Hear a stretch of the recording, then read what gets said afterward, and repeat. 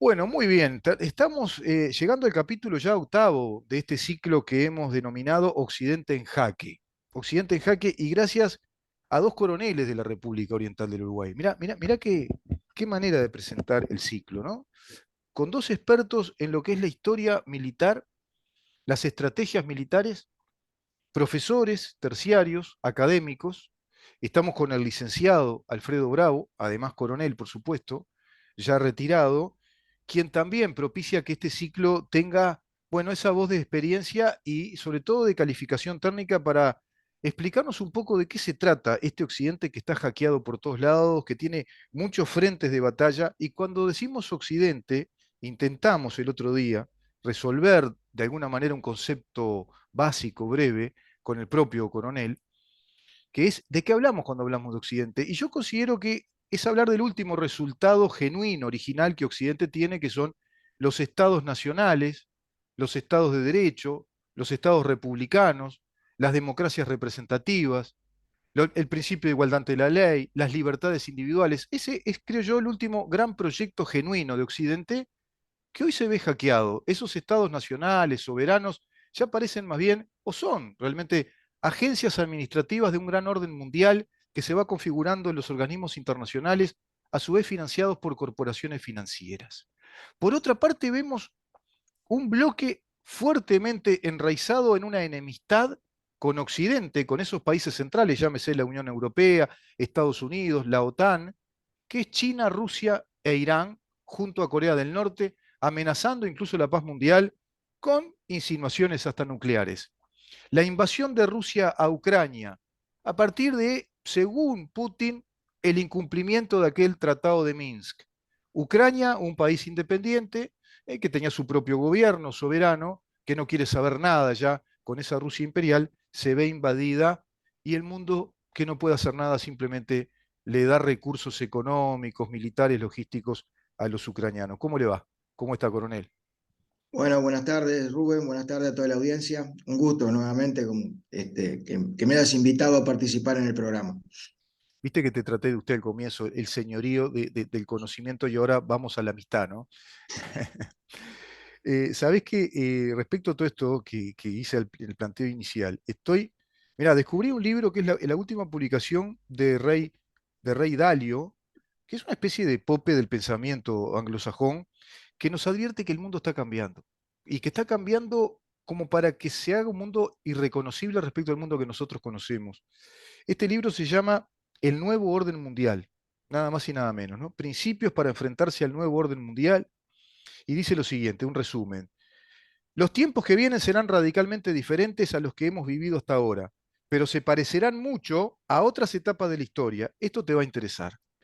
Esta es la principal conclusión a la que ha llegado el experto inversor Ray Dalio, empresario desde que tiene 12 años, uno de los grandes empresarios del mundo, muy escuchado por la clase política norteamericana.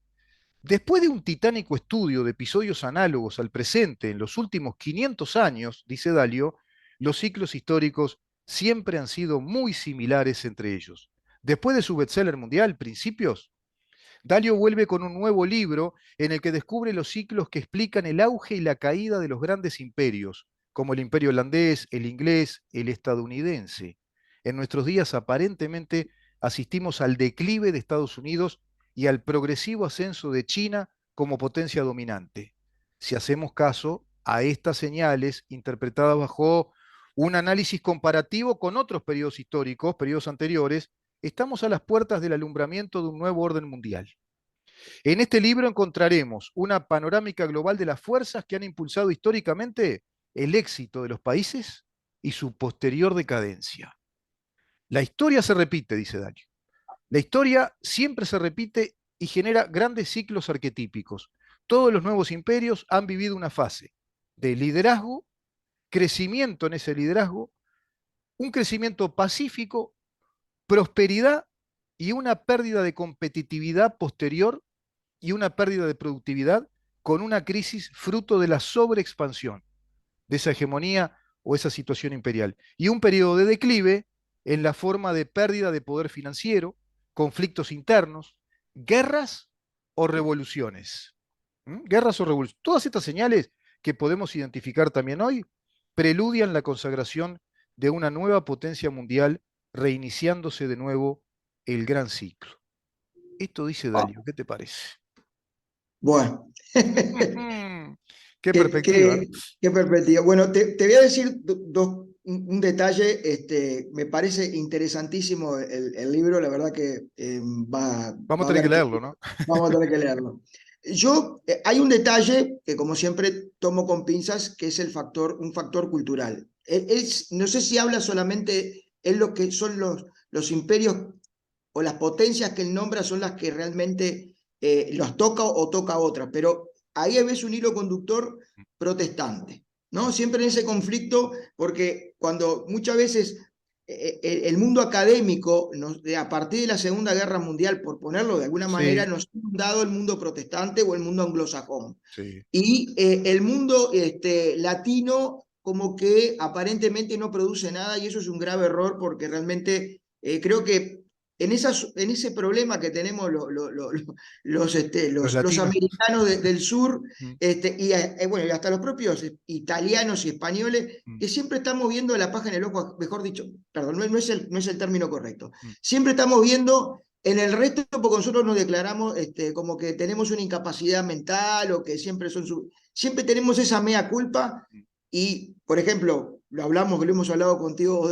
fuera de acá del programa, de que los ingleses, por ejemplo, nunca van a perder, ellos nunca reconocen la pérdida, ellos de una derrota la constituyen en una victoria, son fantásticos, ¿no? Sí, sí, sí, Acá vinieron, los derrotamos sí, y ellos lo constituyen en una victoria porque vos vas a Inglaterra y lo toman como con sí, respeto, pero como no dicen que es una derrota, sí, y nosotros en la escuela nos enseñan que las invasiones inglesas lo vinieron los ingleses y nos caminaron por arriba.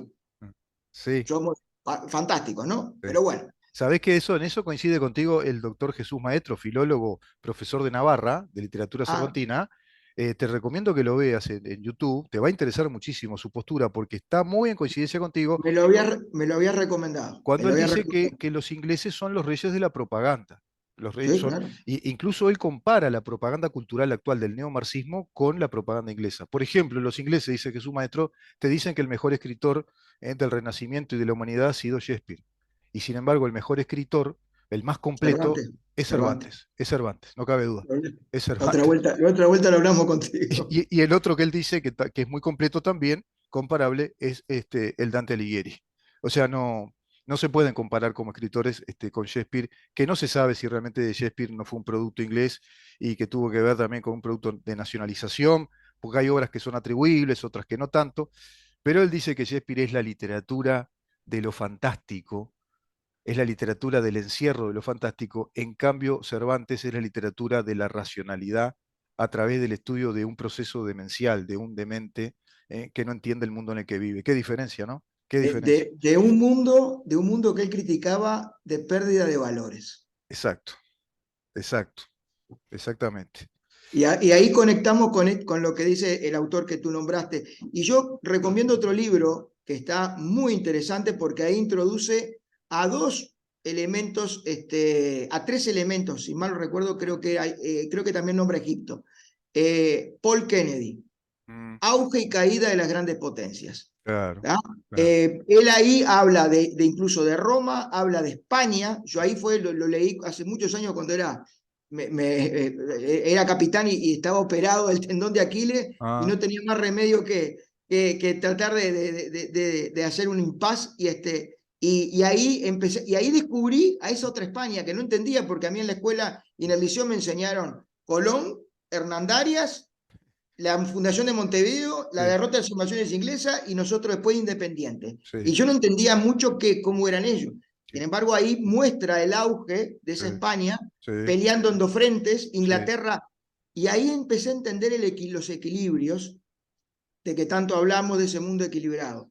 Eh, Conectando lo que vos decís de lo Viniendo que al nombra el hoy, ahí autor, va, viniendo al hoy. de lo que nombra el autor, ¿verdad? Sin lugar a dudas que vamos directo a algo que es un cambio de paradigma. El problema es qué costo va a tener ese cambio de paradigma mundial, ¿no? Sí, Vos fíjate que la política norteamericana es difícil de entender, ¿no? Cuándo juega ideológicamente y cuándo juega económicamente y cuándo juega como toda potencia, para sus propios intereses, mm, pero abandonando de repente una visión geopolítica clara.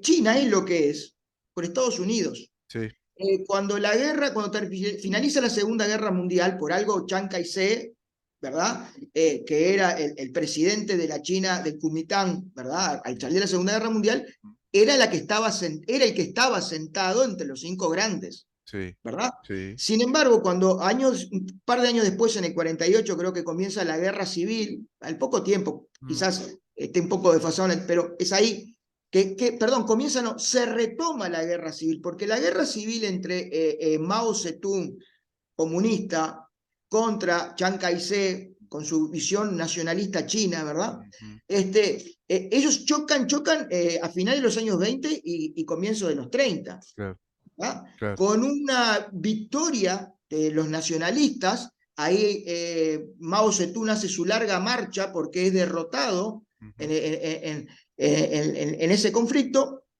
y se interna en las montañas y comienza justamente a elaborar un cambio de doctrina. Japón invade por ahí por el año 34, 35, 36, mm, invade China. mm, Ahí, en esa guerra chino-japonesa, ¿verdad? sí, Hacen un pacto, Chiang Kai-shek con Mao, para no pelearse entre ellos, y esto es importante porque va a marcar una visión de lo que va a ser Taiwán después. Esto ajá, es importante. mm, ¿Tá? Es mentalidad y cultura china. Cuando a veces sí, queremos occidentalizar las cosas y no va por ahí, ¿no? Ellos hacen un pacto, ¿verdad? mm, Y combaten al enemigo común claro. ancestral, y no estoy Ancestral hablando de malos enemigo, no estamos hablando de malos y buenos, estamos hablando de que China y Japón son sí, enemigos ancestrales. sí, ¿Ah? sí. Y ahí combaten. Luego de la guerra, retoman su antiguo conflicto. Además es Japón imperial, aquel Japón expansivo, imperial, el imperio del sol, y el ancestral enemigo de China, ¿no? Eh, y que un Japón con sus particularidades y sus necesidades económicas, Claro, claro. ¿verdad? Porque Y no olvidemos que eh, Japón había instruido a aquellos kamikazes, que le llamaban los kamikazes, que eran los famosos ninja, que eran para invadir, que eran como brigadas, ejércitos no, especializados. no, el kamikaze era No, el kamikaze no, los ninjas, perdón, no, los ninjas. Yo me metí con no, me fui para el no, kamikaze que no tiene nada que ver. El no, los kamikaze kamikazes son es aquel eran del los avión pilotos como Mishima, como exactamente Mishima. que Ujú. se tiraban en forma suicida, ¿verdad? Sí, sí, Cargados de explosivos el avión contra sí. los barcos. Que era el ejército de Hirohito, ¿no? Los aviadores kamikazes que se tiraban con el avión a matarse, como el famoso Era, escritor Mishima. fue Sí, todo sí. un recurso de último momento de un Se me Japón. mezcló, me salió kamikaze la palabra, se mezcló. Kamikaze era los aviadores. Eran los Era, ninjas, los famosos ninjas. Que eran como salteadores, sí, yo asaltaban. debo reconocer, como siempre, yo siempre te aclaro que hay cosas que desconozco y mucha historia medieval o historia Claro. china, perdón, japonesa, o al igual que China no conozco. Algunas cosas sí, pero lo que sí, que esa guerra, ¿verdad? Chino-japonesa, después, una vez que termina la Segunda Guerra Mundial, con tremenda, porque aparte, si hay algo que se caracterizó ese enfrentamiento fue sin piedad de ambos bandos, quizás los japoneses, porque hay otros detalles, a veces se le dice a los japoneses, pero los japoneses tenían heridas de anteriores de los conflictos con China, o sea, a veces cuando el ser humano se ensaña, que no lo estoy justificando el ensañamiento, No. pero hay que entender, ¿verdad?, que hay heridas atrás que Sí. a veces yo les Es trato interpretar la de lógica, enseñar, ¿no? De esa. de- a ese le trato de enseñar a mis hijos que cuando uno discute con una persona no hay líneas que cruzar, porque uno a veces agrede, Sí. ¿verdad? En una discusión sencilla Sí. comete el error de irle escalando esa agresión y hay palabras que hieren tanto que después no hay vuelta atrás. En Es esa verdad. vida cotidiana vamos a llevarlo al conflicto de los Es estados. igual, es exactamente igual. Lo que está diciendo lo dice Kant en el breve tratado sobre la paz mundial. Dice, Bueno, dice lo siguiente: ¿de qué sirve un Estado que se configura en la racionalidad, que sea pacífico, que dé un orden de convivencia, que se desarrolle, pero es un pequeño Estado? ¿Cómo hacen la comunidad de los Estados si surge como en el barrio un patotero que es más fuerte, más grandote y no le importa nada, ni la racionalidad, ni el esfuerzo? Y lo estamos viendo, ¿no? Por claro. ejemplo, el patoterismo de Rusia va y invade, no tiene ningún problema Ucrania. China, que es el amigote grandote que ahora se manifiesta que lo apoya totalmente y lo apoya con armamento. Es así. Te quería un poco Sí, complementar el concepto. no, no, no, y mirá, y a veces una cosa que está olvidada en la historia es el Tratado de la Guerra Justa de la Escuela de Salamanca, ¿tá? De esa escuela olvidada por los de los españoles, donde es, que algún día capaz que lo podemos tocar Eso porque lo es podemos tocar. interesantísimo y es la vigencia que tiene. Pero volviendo a esa China, un momento de enfrentamiento entre Mao y Chiang Kai-shek, y el gobierno de Chiang Kai-shek tenía tremendas falencias, fundamentalmente problemas de corrupción, y hay un Ah, momento determinado que, más allá de esas falencias de corrupción, hay un punto de inflexión que empieza a avanzar y mm, ya se podría decir que más allá del apoyo, que nunca fue un apoyo total norteamericano en esa guerra a mm, favor de Chiang Kai-shek, mm, pero se empieza a ver que si no hay un apoyo tácito, la guerra la va a perder Chiang Kai-shek. mm. Y Estados Unidos termina apoyando a Mao Zedong, Ah, sabiendo que era marxista, leninista. mm, mm, mm. Detalle no menor, No menor, ¿eh? No, no en menor. ese periodo de la historia. Sí, señor. Apoya a Ah, Mao Zedong. Mm, exactamente. O sea, estamos hablando 46, 47. Hay que ver en ese momento la concepción de Rusia que después de la Segunda Guerra Mundial, Stalin, en esa visión soviética, tiene una visión expansionista sí, en todos los frentes. sí. Sin embargo, Estados Unidos, como abstraído, Mm, para mantener no sé qué equilibrio, termina apoyando, ¿verdad? Que algunos generales americanos que no entendían porque habían estado operando ahí, incluso habían sido observadores durante la guerra mm, chino-japonesa y sabían, asesoraban que no, sin embargo. Bueno. Pero Estados Unidos no es la primera vez que lo hace. A los pocos años lo hace con la propia Francia, en Vietnam.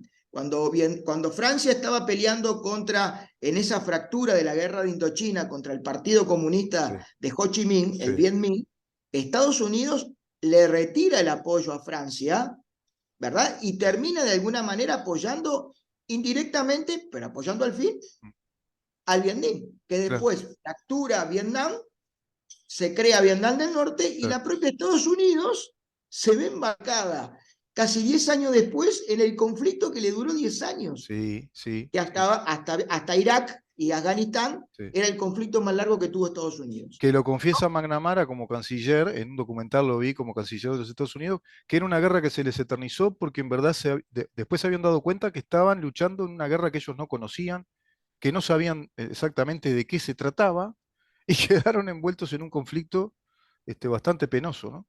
Ese es el problema a veces de no entender, ¿verdad? En simplificar los equilibrios, Sí, ¿verdad? sí. En no entender que a veces esto nos puede gustar o no, y acá no se trata de, porque a mí me gustaría que todo fuera color de rosa, pero la No, vida no es color de rosa. Y acá se trata, por ejemplo, hasta dónde Hussein no cumplía una función de equilibrio, ¿verdad? ¿Y cuál es el mal peor? Si lo que antes de Hussein o después de Hussein. Y no claro. estoy haciendo juicio de valor, estoy No, no, poniendo la duda. interpretando las complejidades de la vida política, ¿no? Las complejidades históricas, porque cada hecho hay que entender que produce desenlaces, provoca desenlaces posteriores. Después de Hussein vienen todos esos desenlaces, viene el crecimiento del Estado Islámico, del Hezbollah, o sea, se van a acendrar esos movimientos más fanáticos y terminamos en las Torres Gemelas, por ejemplo, Siempre, a veces, la geopolítica, en ese juego con el Al-Qaeda, ¿no? entreverado, ¿verdad? A veces un Estado, o sea, una potencia, impulsa un elemento que pretende que sea un contrapeso a esa otra amenaza Sí, que vislumbra sí, y termina yéndose de las manos ese nuevo contrapeso y termina siendo un problema. sí. Vamos a entendernos. La alianza de Afganistán, cuando la invade la Unión Soviética en los años 80, Estados Unidos a los que apoya es a la Alianza del Norte. Ujú, La claro. Alianza del Norte toma el poder, se sale de situación, apoya después Estados Unidos a los propios talibanes, Mm, los talibanes pasan a ser un problema y terminan, o sea, es, sí, es, es una ida y una venida sí. complicada. Es como en Entonces, Siria también, como los apoyos y los ejércitos ahí norteamericanos en Siria, pero, y ahí hay otro problema, es el presupuesto militar que Estados Unidos tiene de décadas, ¿no? que también hay, Bueno, hay coroneles que estaba evidente. leyendo un reporte de Goodward, el periodista que tiene que ver con el caso Watergate, fue quien escribió lo que después fue la película Todos los hombres del presidente. Tiene un libro fantástico, yo lo recomiendo leer, que se llama Miedo en la Casa Blanca, Trump presidente, y narra todas las peripecias de Trump. Y bueno, y narra estos episodios que tú decís y los conflictos que hay en la interna del ejército norteamericano, porque también hay que entender que Estados Unidos no es un país monolítico, homogéneo, que hay fracturas internas, desde sectores hasta corruptos, otros que tienen visiones muy distintas, logísticamente hablando, ¿no? Inteligencia del ejército americano, que aconsejan una cosa y otra. Un libro muy, muy interesante. Y ahí plantea algo que te lo traigo a cuento de lo que venís diciendo respecto a que Estados Unidos tiene esa hibridación, esa cosa ambigua que es difícil de determinar. Estados Unidos es el que después le abre las empresas norteamericanas a China, las instala en China, instala además las licencias empresariales, los derechos, el know-how, y China pasa a ser un país que empieza a aprender a producir, aprende y se transforma en la factoría del mundo. Se van para ahí y Estados Unidos asume un modelo de capitalismo financiero. Ya no es el Estados Unidos aquel, que la gente no piense que Estados Unidos hoy es el país que produce mucho trabajo, que tiene las grandes fábricas, los montajes de automóviles. No, es un país productor de alimentos y de asesoramiento financiero muy sofisticado a nivel mundial. Y tiene Por, una por moneda algo, fuerte. por algo Trump quería de alguna manera generar un cierto proteccionismo, porque es el ciclo natural. O sea, cuando se habla de proteccionismo, si, es muy sencillo. Yo entiendo el libre comercio, pero cuando vos querés fomentar la industria interior, si no se generas un cierto proteccionismo, porque lo hacen todos los países. Es el Lo hizo nacionalismo, digamos, del capital, ¿no? Pero claro, pero lo que pasa es que se entiende mal, ¿viste? Ahí, Alfredo, a veces se habla de proteccionismo cuando no hay que aplicarlo, cuando vos tenés que decir, no, mira, hay países que necesitan más bien expandirse. Pero lo Ah, dice bueno. este hombre, por eso cuando dice que la expansión es como el último resultado de la decadencia de un Estado hegemónico imperial, que es lo que está pasando con Estados Unidos. Fíjate que hoy se está hablando de la dolarización de la economía, como pasa en Argentina. Es decir, se habla de que el dólar se transforme, estamos hablando de América Latina. ¿Quiénes van a dolarizar la economía si no pudieran ser los países latinoamericanos? Porque Europa tiene su moneda fuerte, Inglaterra la suya, Suiza, Japón, América Latina, que está destrozada. Pero en definitiva se hablar de una comunidad de 500 millones de personas, por lo menos, que van a internacionalizar una moneda y van a liberar más expansión económica de un patrón monetario. Bueno, hay signos, ¿no? Que habría que atender a lo que dice Dalio. Hay signos de un expansionismo, pero un Estados Unidos que se retrajo en la producción, ya no es el país productivo que era, sino que ahora tiene franquicias. McDonald's es China, vos ves, si McDonald's lo hacen en China, ves yo qué sé, Termo no sé cuánto, el Black and Decker, la famosa, esto es chino. ¿Qué pasa, no? ¿Qué está pasando en el mundo? Y eso hizo crecer a China económicamente. China es una potencia tecnológica militar, de vanguardia, produce todo lo que quiera, que lo que está en el mundo lo producen en China. ¿Qué pasa con eso ahí, con él? Porque hay un trasfondo económico fuerte ahí, ¿no? En esta guerra, en este enfrentamiento de bloques. Primero quería hacerte un aporte, ¿verdad? Cuando vos decías el tema monolítico del ejército norteamericano, ¿no? Para información nomás, al pasar, Mm, durante el conflicto de Irak, nunca se vio tanto relevo de comandantes del teatro de operaciones o de los propios comandantes, sí, ¿no?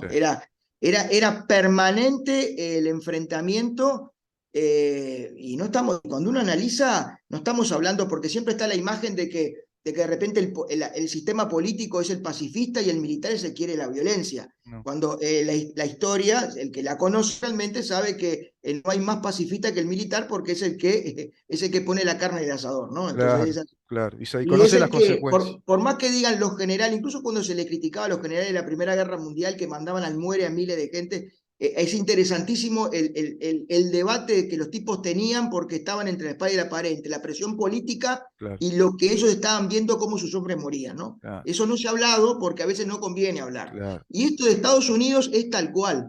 Mm, Los comandantes veían en el teatro de operaciones una guerra que estaba empantanada, que no avanzaba claro, y que lo único que le estaba generando era problemas realmente, no era una guerra que se estaba ganando como tal. Y así terminó. sí, Irak, entre nubes y sombras, se retiraron los americanos y dejaron sí, no un país estabilizado, y lo mismo pasó, peor todavía, en Afganistán, donde aparte de dejar a la cantidad de afganos que dejaron Sí, en el medio de la estacada, como se dice, sí, dejaron a la propia Unión Europea, a los países aliados de ellos, sí, no sabiendo qué hacer porque un día para otro se fueron. exacto. Volviendo al tema ¿verdad? Lo que vos me planteás, evidentemente que es complicado porque aparte la economía China, con ese híbrido que hizo de ideológicamente es comunista En lo y político es un orden económicamente comunista, claro. es capitalista, evidentemente que es parte de un proceso muy bien planificado y que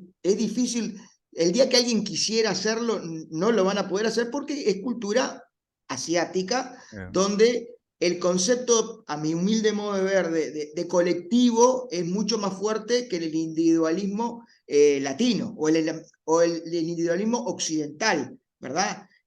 Por más allá que nosotros hablemos de la comunidad y hablemos del municipio y hablemos del mm, barrio y hablemos lo que quiera, no es así. El oriental y el chino, el y- chino, vos lo pusiste, la muralla china, sí, para que sepa, cada bloque estaba firmado por el constructor, ¿verdad? sí, El que hizo el artesano que hizo la piedra. sí, Y ahí está el padre, el hijo, sí, el nieto, y morían todos al pie. Y ahí tipo te dicen, vos vas a vivir, tu función en este sistema sí, es esto, y él va a hacer esto. sí, Es una sí, disciplina sí. muy particular que no va lo que no es acá lo que yo quiero y me No, presento en la facultad de agronomía y después me voy para la de derecho porque no me sirve o no me gusta. No, no mm, en China no corre eso. no, El sistema chino, el Partido Comunista Chino preparó durante muchos años a sus futuros empresarios, ¿verdad? Y siendo integrante del Partido Comunista, miembro del Partido Comunista Chino,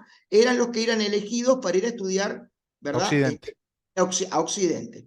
Y una de las precisiones que cuando se empezaron a instalar las empresas, quizás no al principio, Mm, porque era el enganche, sí. pero después cuando ya China pasó a ser, hace 10 A años, desarrollar ya su modelo a industrial. desarrollarse, Sí, una de las cláusulas eran, ¿cómo no?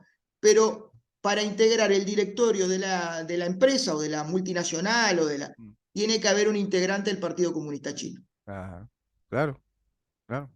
Es así. ¿Está? O sea, no es que entro, salgo, no, no, no, no. Y No, ahí, no, evidentemente que debe haber otras cláusulas que yo la desconozco, mm, ¿verdad? Pero que son parte de esa absorción. Vos querés venir acá, que tus costos sean baratos mm. y ganar más plata, no hay ningún problema. A ver, Vas a no hay tener que seguridad, ser socio y socio accionario o accionista de miembros en un porcentaje que son integrantes del Partido Comunista. no Esa existe, puntualización que haces es fundamental, Alfredo, porque el otro día lo hablamos con un compañero. Cuando hablamos del capitalismo chino, las empresas chinas, queda muy genérico China. En verdad es el Partido Comunista Chino. Es decir, claro. son los capitales y la capitalización que el Partido Comunista Chino hizo en este modelo muy bien pensado, integrando el modelo hegemónico, totalitario en lo político, sin libertad de prensa, de expresión. No piensen que en China no hay un modelo como el occidental. Allá es el partido único. Pero ese partido único liberó al mercado, hay propiedad privada, pero, como bien decís tú, están formados por generaciones integrantes del Partido Comunista que se han occidentalizado, son universitarios, son gente muy preparada, bilingües, trilingüe, pero son del Partido Comunista Chino. Este, O sea, claro.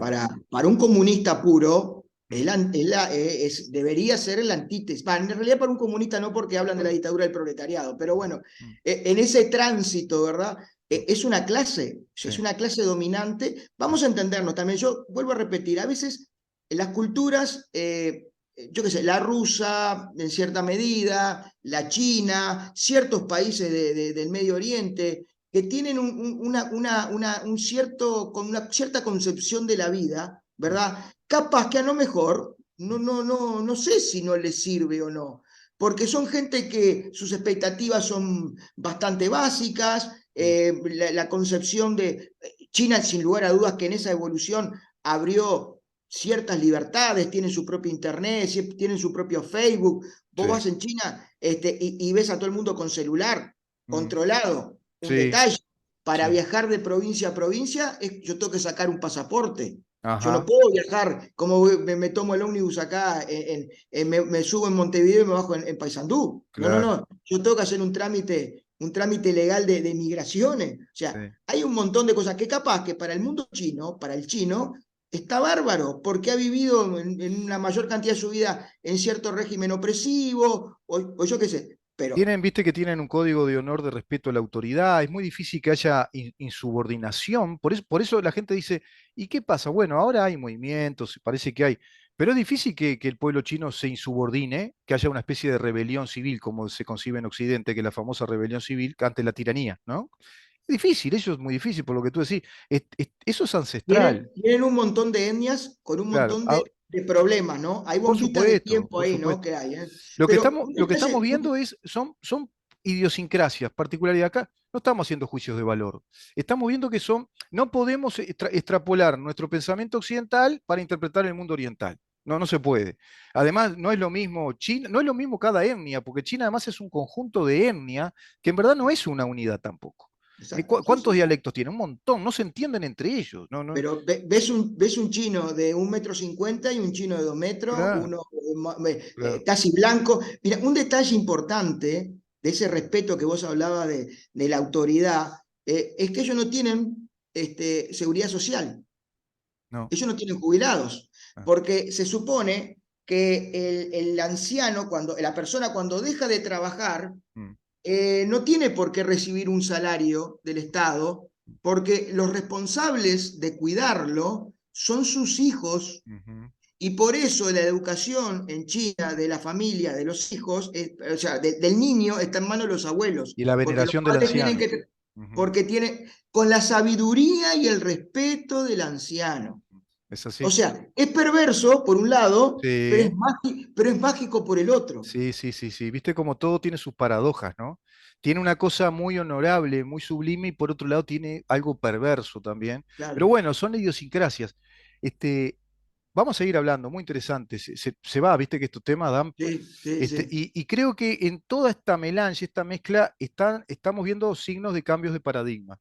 Me gustaría ir para ahí respecto a cómo se construyó ese Occidente y cómo se va desmantelando ese Occidente en cuanto a su estructura de Estado, republicano, la separación de poderes, velar por las libertades individuales y sobre todo la soberanía. Los estados nacionales soberanos parece que ya prácticamente no existen, que viste que estamos todos en una receta global, ¿no? Ujú. De agenda de derechos incluso vinculadas a lo financiero, a sistemas de préstamo, clasificación o calificación de países con riesgo o no de inversión. Sí, estamos muy comprometidos en un gobierno global, ¿no? Y se está dando un nuevo orden. Y va a ser interesante seguir a esta gente, a Dalio, Alfred Toffler, al que tú mencionaste, muy interesante libro, Paul Kennedy.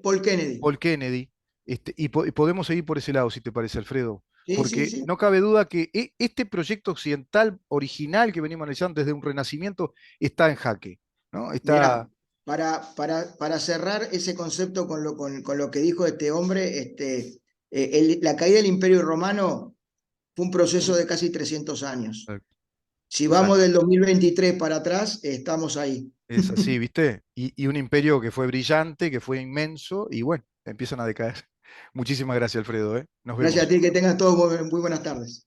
Coronel Alfredo Bravo, especialista en estos temas, un lujo conversar con él sobre estos temas tan complejos. Seguimos, vamos a una pausa y continuamos.